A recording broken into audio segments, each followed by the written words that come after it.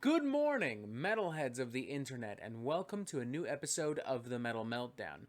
Just an itsy bitsy teensy weensy fucking reminder that I actually interviewed Austin Archie from Lorna Shore right here on the Metal Meltdown roughly 3 to 4 weeks ago. So, if you want to learn even more about this particular album from this particular band, may I recommend checking out the link in the description of this video. I mean, obviously watch this video first, because fuck it, you're already here, but maybe afterwards, go watch that other fucking thing.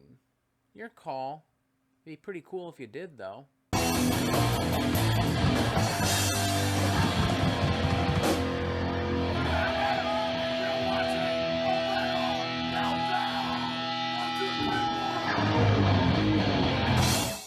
Okay, so let's just address the elephant in the room.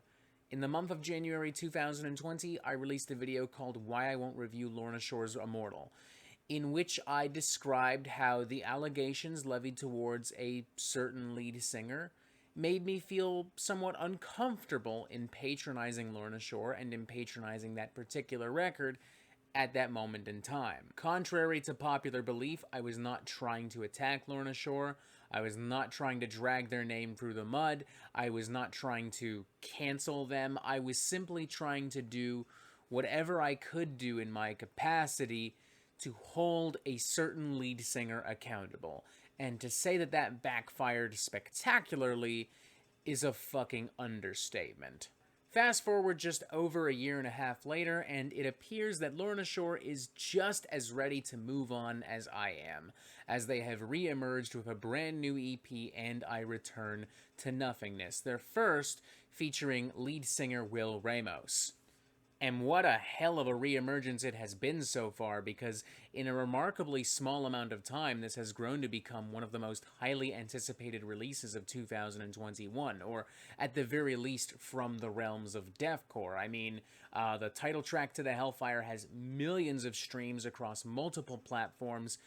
They're selling out vinyl. They're playing massive fucking sold-out shows. They just did one last night in Connecticut, and they got a few more coming up. It's ridiculously impressive, to put it bluntly, and 100% deserved, because not only is this a genuinely great little collection of raging modern deathcore, it's quite possibly the best deathcore release of 2021. And no, I am not saying that because Austin was a guest on the Metal Meltdown, nor am I saying that because I'm trying to now save face with the Lorna Shore fanbase. I'm saying that because I genuinely believe this is the best deathcore I have heard this entire fucking year.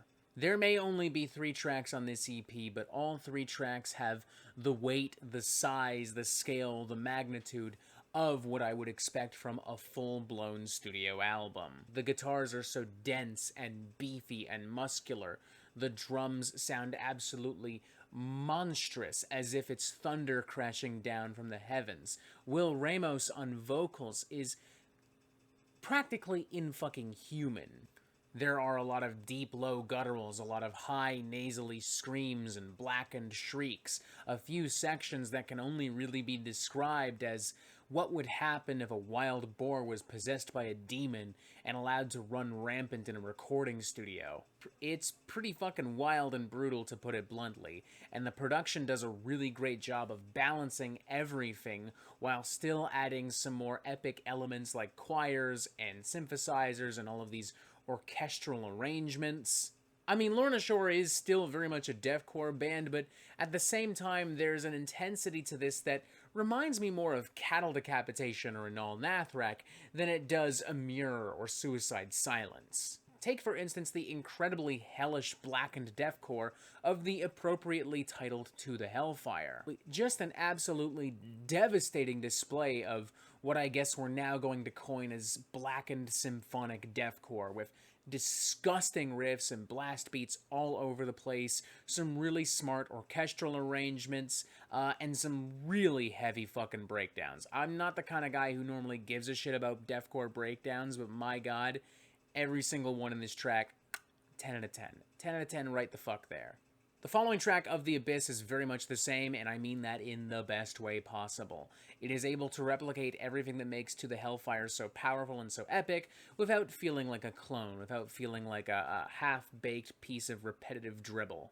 It's actually nice to see Lorna Shore here continuing to indulge just a little itty-bitty bit more in their more symphonic black metal influences, with some really gross tremolo riffs coupled with some pretty angelic choirs right in the very beginning that give this a distinctly Dimmu Borgir kind of vibe. I really like how the strings and synthesizers are constantly swelling, constantly growing, constantly building tension, and I love the breakdown that it all builds up to. I mean, that thing is fucking gross. I gotta say, though, my favorite track has gotta be And I Return to Nothingness, because there's a real extravagance and over-the-top ridiculousness to this that weirdly brings to mind, like, the melodic power death metal of a band like Winter Sun. Like, there are so many orchestral parts, so many synthesizers and keyboard parts, so many riffs, guitar solos, vocal arrangements. It's a genuinely pretty hectic number, and yet still not overwhelming, still remarkably enjoyable, genuinely quite catchy. Okay, well, maybe I found the keyboards at the very end of this track to be pretty fucking sappy and cheesy, but hey, that's like literally 10 seconds out of one song, and in the grand scheme of things, that's 10 seconds out of an 18-minute EP that I didn't like. That's still pretty fucking impressive. Oh, really the biggest problem I have with this EP is I'm kind of sitting here and I'm kind of hungry for more. Like, after hearing these 3 songs, I am ready for the main course. That appetizer was great. The stuffed calamari with the romesco sauce, great. But where's my fucking ribeye? But lucky for Lorna Shore, I'm a relatively patient motherfucker. I will happily wait for that ribeye so long as it's perfectly seasoned and cooked, and at the rate they're going, I've honestly no reason to believe it won't be. So I'll go with an extremely enthusiastic 4 out of 5. Yes, it's only 3 songs, and yes, it's an EP, but despite that, I feel comfortable saying that this is the best thing I've heard from Deathcore in 2021. Better than the Brand of Sacrifice record, way better than that Slaughter to Prevail record that just dropped.